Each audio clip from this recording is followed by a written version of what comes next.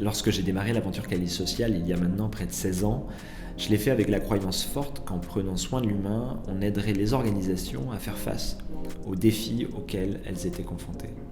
La difficulté depuis cette période, c'est que je n'ai jamais eu d'outils et d'études suffisamment étayés et chiffrés sur les impacts de prendre soin de l'humain sur la performance des organisations. Et ça a toujours été très gênant dans mon métier.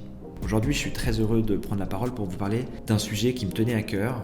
On a travaillé avec Ipsos et un collège d'experts chez Quali Social pour justement créer cette étude. On a interrogé 3000 personnes et on a évalué chez ces individus l'état de leur santé, l'état de leur engagement, la performance de l'organisation dans laquelle ils travaillent et la satisfaction de vie en général. Associé à ces dimensions, on a évalué les 26 items de qualité de vie et des conditions de travail de l'ANACT concernant l'engagement des collaborateurs et la performance des organisations. En fait, quand on compare les organisations avec de la QVCT versus celles qui n'en ont pas, on constate que l'on a en moyenne 5 fois plus de salariés engagés et 3 fois moins de salariés activement désengagés. Les résultats sont ouf. Concernant la performance des organisations, même chose.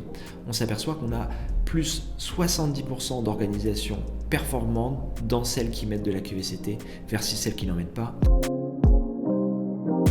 Concernant la santé et la satisfaction de vie en général, on a fait la même étude et les chiffres sont également très puissants. En fait, il y a 66% de salariés en bonne santé en plus dans les organisations qui déploient de la QVCT versus celles qui n'en déploient pas.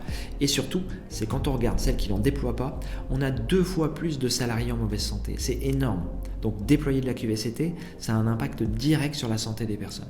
Et pas seulement sur la santé, ça a aussi un impact sur la satisfaction de vie en général. Donc c'est une l'échelle de Dinner, qui est une des composantes du bien-être, du fait d'être heureux en général.